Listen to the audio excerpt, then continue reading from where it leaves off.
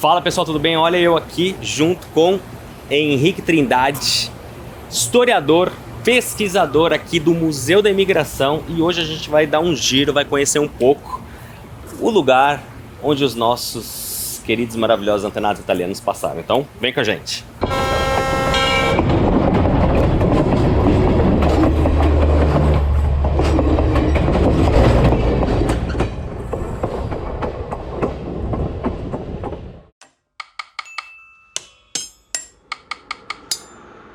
Bom, Henrique, eu fiquei sabendo que essas paredes às vezes falam. Conta essa história melhor. Isso, aqui nos hospedaria as paredes, o chão, o teto. Se ele pudesse falar, ele falaria muitas coisas pra gente. De certa forma até falam aqui nessa entrada principal da hospedaria de imigrantes, em alguns desses tijolos, alguns nomes de imigrantes que marcaram com alguns objetos seus nomes e às vezes até a data que eles passaram por aqui. Esse aqui é bem nítido, né? Nicola Marauccia. Que legal! Tem um outro aqui que não dá para ler.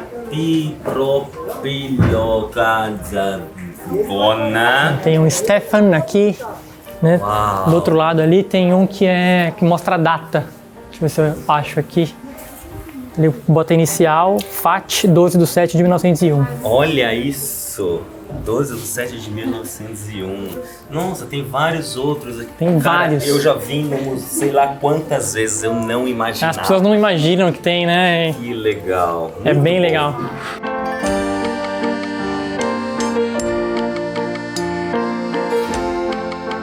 Henrique, qual que é a sua formação e como que você veio parar no museu?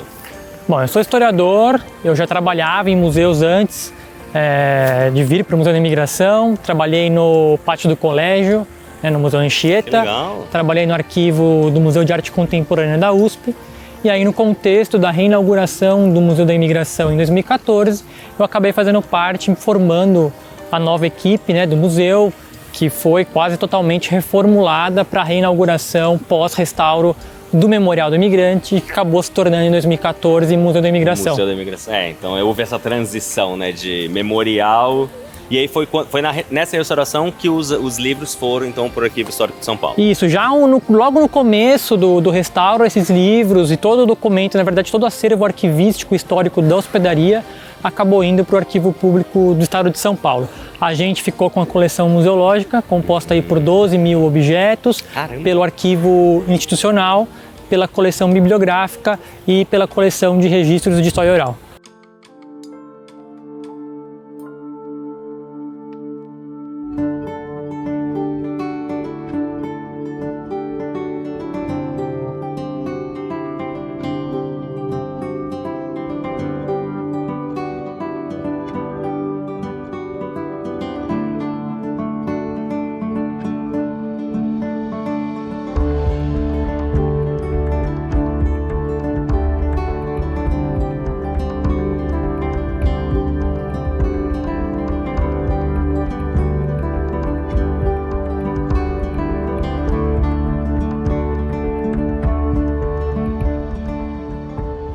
Me fala uma coisa, por que o museu foi transferido lá pro arquivo? Bom, no contexto do restauro, né, como o memorial foi fechado em 2011, você achou melhor, e por conta de uma estrutura muito melhor do Arquivo Público do Estado, em transferir essa documentação, né, o arquivo histórico para lá. Eu sempre faço um convite para as pessoas que visitam o Museu da Imigração nos visitarem em janeiro e fevereiro, porque vão compreender por que a hospedaria foi construída aqui, na Várzea do Carmo, que é um lugar que enche até hoje. Então o museu, hoje em dia nem tanto, porque já tem uma estrutura que comporta esses alagamentos, mas antes não. Então existia um medo muito grande de que essa documentação fosse perdida durante uma enchente, até mesmo os objetos, né? Então se achou melhor por uma estrutura e também para conservar eles da melhor maneira possível e transferi-los para o Arquivo Público do Estado de São Paulo. Bom, então com essa mudança você não... A emissão dos documentos, da certidão de desembarque, por exemplo, não é mais feita aqui é feito só pesquisa. Exatamente. A gente só emite um atestado, que na verdade é só um presente para a pessoa, porque é um atestado bonito e tudo mais, mas a certidão de desembarque oficial e de fé pública é emitida pelo Arquivo Público do Estado. Ao mesmo tempo, a gente intensificou e diversificou nossa pesquisa aqui, né? Antes só era feita pesquisa no acervo digital, na época do memorial. Hoje a gente faz pesquisa em outros arquivos no Brasil e em arquivos no exterior. Então a pesquisa ficou um pouco mais complexa e a gente também não tem a necessidade de emitir a certidão de desembarque. Certo. Fala pessoal, tudo bem? Estou aqui com o Aparecido Silva, ele é diretor do Núcleo de Certidões aqui do Arquivo do Estado de São Paulo e nós estamos entrando numa área reservada aqui, onde estão conservados os documentos, os registros que vieram lá do Museu da Imigração. É uma área reservada, ninguém pode entrar aqui e nós teremos esse privilégio. E fala um pouco sobre o seu trabalho aqui no CPPR. Sim, eu entrei efetivamente na equipe de pesquisa em 2015, né? E a partir desse momento eu reparei que muita gente que procurava um museu não sabia, em primeiro lugar, como realizar pesquisas no acervo digital. Ao mesmo tempo, a gente compreende que o acervo digital possui algumas lacunas e que muitas vezes ele não oferece as respostas que as pessoas querem para poder fazer uma pesquisa genealógica eficiente. Então, por exemplo, muita gente procura o comune de origem de um imigrante italiano, né? E alguns desses registros de matrícula ela tem o nome do navio, tem a data da chegada, tem a idade, mas lá não consta o nome do comune. Certo. Então o que a gente fez foi uma formação e uma grande quantidade de estudos e leituras para conseguir compreender como que a gente poderia inserir a hospedaria de imigrantes nessas pesquisas genealógicas eficientes relacionadas aos italianos e a outras nacionalidades que chegaram aqui em São Paulo. Então a gente acaba trabalhando bastante com o acervo digital em primeiro lugar e depois com outros arquivos online no Brasil e também no exterior, utilizando vários tipos de sites e vários arquivos também. Esse ano a gente começou também com as visitas presenciais em arquivos italianos, para tentar preencher algumas lacunas que existem e que são fato aí, que são um pouco mais difíceis de encontrar. E como que uma pessoa chega aqui ele chega... Eu quero saber onde meu antenato nasceu. Ele chega aqui e te entrega essa bucha na mão. Exatamente. Tem muitas variações, na verdade, né? Existe desde as pessoas que chegam e falam, olha, o nome do meu bisavô é José Rossi, eu quero saber tudo sobre ele, tudo que vocês têm. E aí eu tento explicar desde o começo como é que se faz uma pesquisa um pouco mais eficiente, o que são certidões, né? Como que a gente deve preencher uma árvore genealógica. Existe também aquelas pessoas que já têm um conhecimento bastante avançado em genealogia, mas que também quer preencher essas lacunas que existem e que às vezes são bem difíceis de encontrar mesmo. E aí muitas vezes, claro, a gente não encontra também, porque uma pesquisa não demora 10 minutos, 15 minutos, às vezes demora 1 mês, 2 meses. Muitas vezes a gente mostra quais são os caminhos mais adequados para aquela avaliação que a gente faz, para aquela pesquisa específica. A gente mostra muitos cuidados também, para a pessoa ter cuidado com os mitos da imigração, que muitas vezes atrapalham a pesquisa, então o casamento em navio, o nascimento em navio, a vinda com Matarazzo, né? Esses mitos que são extremamente comuns e que atrapalham de fato uma pesquisa. Porque se a pessoa acredita que um imigrante veio fugindo literalmente da Primeira Guerra Mundial, ela vai fazer pesquisa entre 1914 e 1918 e nunca vai encontrar. Então a gente tem uma função social muito importante, que é mostrar para as pessoas qual que é, exatamente, qual que é a história da imigração e como...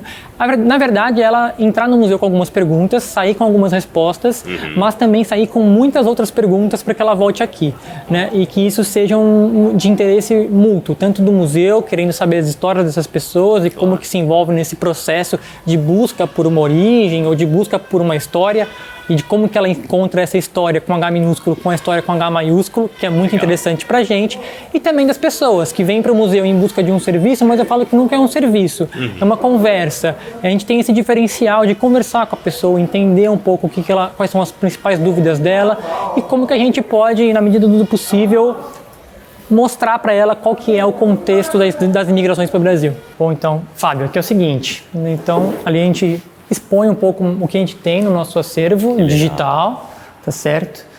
E aqui é um espaço que não serve só para pesquisa de registros de imigrantes. A gente faz a pesquisa, né? Nós somos aqui em 3 pesquisadores, mas também a gente atende pessoas que vêm aqui procurando uma pesquisa bibliográfica, uma pesquisa no arquivo institucional, A gente teve até recentemente um pesquisador de Harvard aqui procurando informações sobre a história da imigração para o Brasil, sobre a história da imigração em São Paulo.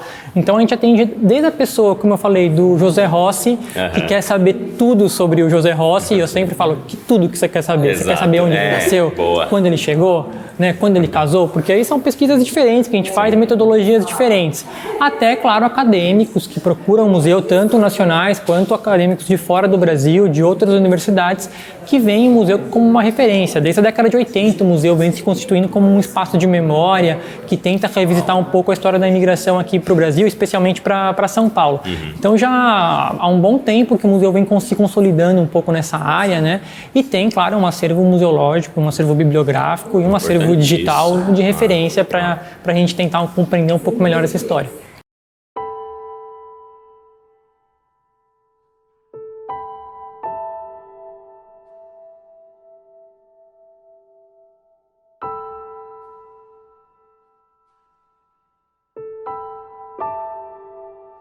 Rida, Cibele, muito obrigado por terem aceitado o nosso convite.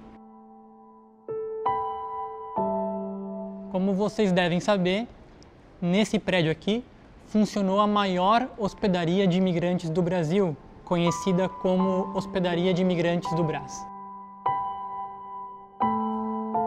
Hoje nós trouxemos aqui esses 2 documentos que contam um pouquinho da história de cada uma de vocês. Mas antes de entregar esses 2 documentos para vocês, me permitam contar uma historinha.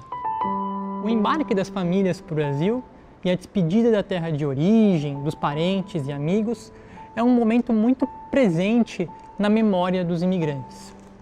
E uma das histórias que mais se conta é a do fio da despedida. A família que embarcava no navio segurava uma ponta do fio. A família, os amigos e os parentes que ficavam seguravam a outra ponta. O navio apitava, partia, o fio se enrijecia e quebrava. Assim, cada um ficava com uma parte desse fio, que era um símbolo da despedida, um guardião das saudades. O que o Museu da Imigração quer promover com vocês é que, de alguma maneira, as partes quebradas desse fio se encontrem novamente hoje. Há mais de 100 anos, um pereta decidiu migrar e aí décadas depois nasceu a Cibele. Há mais de 100 anos, um posete decidiu migrar e daí nasceu a Rida. Vocês podem me perguntar, se tantas pessoas fizeram o mesmo, o que torna a história de cada uma de vocês diferente? O que une vocês, na verdade? Então eu queria que vocês lessem, cada uma de vocês, esse documento em voz alta, tá? E descobrissem isso agora com a gente. No dia 2 de outubro de 1888, chegaram ao Porto de Santos, provenientes do vapor La France, os No dia 2 de outubro de 1888, chegaram ao Porto de Santos, provenientes do vapor La France, os imigrantes. Giovanni Peretta, 49 anos, Palma, e sua esposa 18, Ana, 45. Teodolinda, e 14, filhos, Luíde, Maria, 20, 12, Jacinta, Domênico, 18, 9, Elizabeth, Giovanni, 15, 6, Luídia, Giuseppe, 9 4 e Eugênio, e Celso, 6. com meses de vida. Carregavam nas malas a esperança de uma vida melhor, que não sejam esquecidos. Que não sejam esquecidos. E o mesmo navio. 2 de outubro 2 de outubro de 1888. O que vocês têm em comum é que as suas famílias viajaram juntas no navio La France e entraram na hospedaria de imigrantes no mesmo dia, 2 de outubro de 1888. Eu não consigo afirmar para vocês se eles se conheciam antes de decidirem migrar para o Brasil. Será que no caminho do porto até a hospedaria de imigrantes eles viajaram no mesmo vagão? Dormiram próximos? Isso eu não consigo afirmar para vocês. Mas o que a gente tem certeza é que aqui na hospedaria, em 1888, os Posetti e os Peretta se sentaram juntos no refeitório. Vocês entraram na hospedaria no mesmo dia e descobriram que há 130 anos os seus antepassados fizeram exatamente a mesma coisa. Migrar pode ter muitos significados. Hoje o migrar para vocês significa o reencontro. Os fios se tocaram.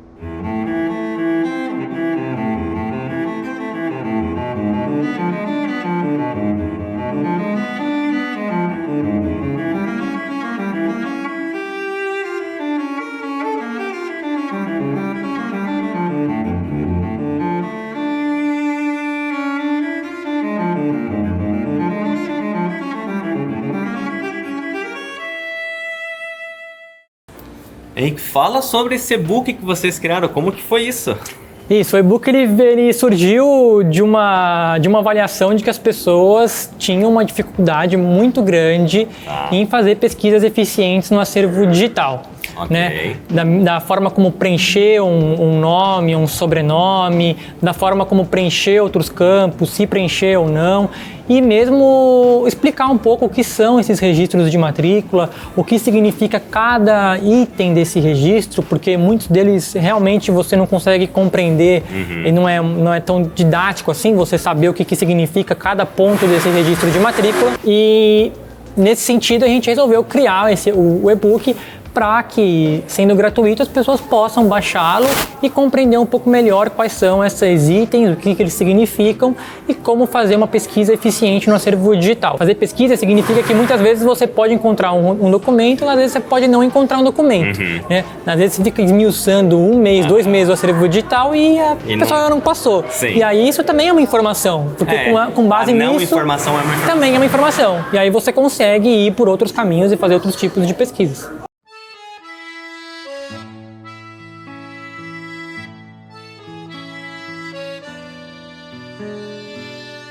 Henrique, onde a gente está agora? Bom, a gente está numa das salas de exposição do museu, no primeiro andar. O primeiro andar corresponde ao dormitório feminino e infantil, né, da hospedaria de imigrantes. E nessa parte aqui da exposição a gente tem uma cenografia, tanto do dormitório, onde a gente está aqui, quanto do refeitório do outro lado, que mostra um pouco desse cotidiano da hospedaria de imigrantes, que além de arregimentar pessoas, era, claro, de dormir e comer. Sim. Né? E me fala uma coisa, por que mudou do Memorial do Imigrante da Hospedaria do Imigrante, o Memorial do Imigrante, para Museu da Imigração? Isso foi discutido no final dos anos 2000, né, da primeira década dos anos 2000, da necessidade de se fazer um restauro no edifício da antiga Hospedaria de Imigrantes do Brás, né? Então já existiam avaliações de que era realmente necessário um restauro e também a necessidade de repensar o próprio conceito do migrar, de tentar incluir as migrações contemporâneas de uma outra maneira e de rediscutir o migrar a partir da experiência. Ou seja, muitas vezes a gente conversando com um congolês que chega hoje no Brasil pode entender um pouco melhor sobre o nosso antepassado italiano. E muitas vezes olhando para o antepassado italiano a gente compreende melhor o cotidiano e as sensações de um imigrante congolês, angolano hoje em dia. Então, desde a parte prática do restauro até a reformulação da equipe e a própria reformulação do que a gente queria mostrar, do que a gente quer expor e do que a gente quer discutir. Então, por isso que até mudou o nome, Memorial do Imigrante para Museu da Imigração, porque dá uma ideia um pouco mais de processo, de salvaguarda, enfim, né? Tem umas mudanças um pouco específicas que às vezes para o público geral é difícil entender, mas que acabou mudando bastante coisa a partir dessa mudança que surge de uma necessidade estrutural, mas estrutural em vários sentidos. Literalmente. Do ponto de vista dos imigrantes que chegaram aqui, quantos por cento eram italianos? Você tem esse dado? Olha, eu não consigo te dar um dado preciso, porque a hospedaria ela teve muitos fluxos diferentes. No final do século XIX, 80% dos imigrantes que chegavam na hospedaria eram italianos. E se a gente for comparar com o próprio crescimento da cidade de São Paulo, por exemplo, em 1872, São Paulo tinha por volta de 30 mil habitantes. Em 1891, passou pela hospedaria cerca de 110 mil pessoas. Nossa. Em 1895, 90 mil pessoas. A última década do século XIX é quando São Paulo mais cresce demograficamente falando, de uma maneira relativa. E isso corresponde à chegada de italianos, principalmente vênetos e lombardos, que chegam até 1902, principalmente, desde 1887 até 1902. Então, essa São Paulo contemporânea, de certa forma, ela tem uma presença e uma referência de italianos do norte, principalmente, muito grande, forma uma base um pouco dessa São Paulo contemporânea. E depois outros fluxos que são considerados importantes. Mas eu acho que assim, a gente pode dizer que italianos são os que passam, no que diz respeito aos estrangeiros, são os que passam maior número aqui na hospedaria de imigrantes. Até a década de 30 predominam os estrangeiros e depois da década de 30 aí já são mais os brasileiros que chegam, claro que depois considerando a Segunda Guerra Mundial, também com um fluxo interessante e importante de italianos e espanhóis, né? Certo.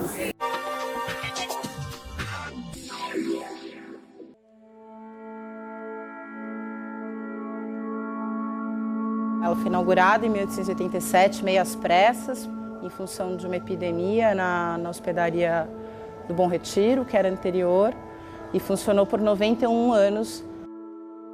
A exposição ela é um panorama da imigração no Brasil, mais especificamente em São Paulo. Mais do que uma exposição que tem uma pretensão histórica, ela é uma exposição que tem uma pretensão quase sensorial, quase de experimentar. Reproduz o que seria o ambiente do dormitório, da hospedaria, então é mais escuro e é um pouco aquele momento em que você para, né? Então você imagina que você pega um navio, ou você pega um trem, ou você pega um pau de arara, né? E aí você anda 2 semanas, 3 semanas, 4 semanas, você não sabe direito o que vai ser da sua vida. Lembrando que não foi todo mundo que veio para cá que veio exatamente porque quis. Tem muito refugiado de guerra que passou pela hospedaria, muita gente que estava morrendo de fome, né? E a própria ansiedade de você estar mudando de país, mudando de vida, né? Então a gente também tem um acervo de história oral que foi composto desde 95 que conta um pouco dessa experiência. O outro choque era a alimentação, feijão, farinha, carne de porco, arroz. Você pensar isso, por exemplo, para um japonês que come feijão doce, né, que come muitas frutas, muitos legumes, farinha, mandioca, não tem. Tudo isso era um primeiro choque. E aí, você tem outros relatos, por exemplo, algumas pessoas do leste europeu mesmo que falavam, arroz era uma coisa de rico, feijão era uma coisa de pobre, arroz com feijão juntos era uma coisa surreal. Falavam, nossa, isso é de gente muito pobre, isso é de gente muito rica, e aqui se come com farinha, né?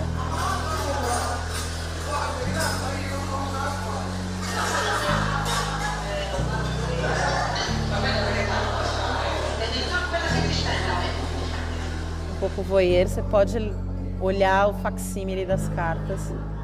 Uma carta falando o que trazer. Então traz roupa quente, traz ferramenta, porque aqui não tem. Fala para minha mãe trazer 3 jogos de agulha, né? Então você pode, o que era essa experiência, o que você levava, o que você leva, né, quando você vai mudar de vida.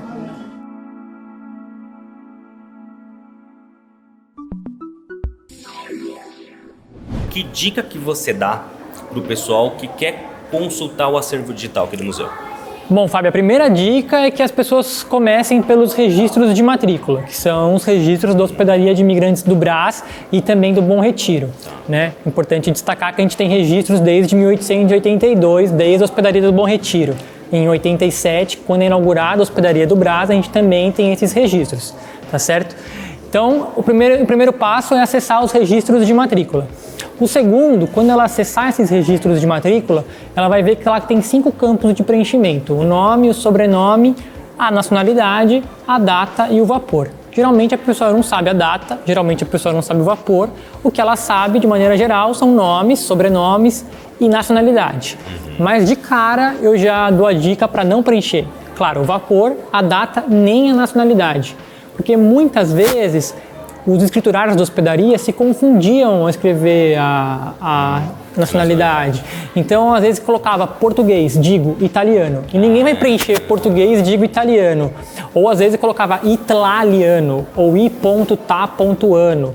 Então, é importante não preencher a nacionalidade. Bom, e no que diz respeito aos nomes e sobrenomes, que são os itens que as pessoas têm que preencher, eu tenho duas sugestões principais. A primeira é saber quem que é o homem mais velho, né? Quem que é considerado o chefe da família, porque de maneira geral, quem está registrado com o nome completo é o homem mais velho, é o que é escrito como CF, o chefe da família. E em segundo lugar, também se atentar para as grafias dos nomes, né? Geralmente, por exemplo, italianos, né, acabaram tendo seus nomes traduzidos no Brasil. Então, o Giuseppe virou José, o Giovanni João, o Guglielmo Guilherme e assim por diante. Os registros da hospedaria estão, de maneira geral, também com os nomes originais desses imigrantes. Então, ao invés de procurar Guilherme, procure Guglielmo, tá? E outras dicas um pouco mais práticas é que você não precisa preencher todo o sobrenome, nem preencher todo o nome. O sistema já sabe partes de nome, partes de sobrenome, e aí ele pega o conteúdo que você escreveu. Se você quer saber quem foram os italianos que chegaram no Brasil com CH no nome, você coloca lá CH no sobrenome e você vai ver. Então, preenche, por exemplo, 3 letrinhas do nome e também 3 ou radical do sobrenome. Se você quer procurar, por exemplo, Giuseppe Bianchi, preenche no nome GIU e preenche no sobrenome Bianca. Porque aí pega todas as grafias, Bianchi, Bianchi, Bianchini, e aí torna a pesquisa muito mais eficiente.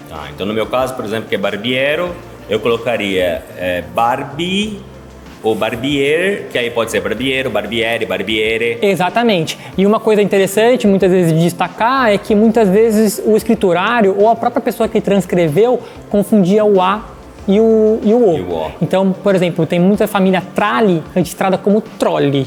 Então é importante também se atentar para IE, OA, grafias que podem ter se modificado ou a pessoa entendeu errado para fazer a transcrição.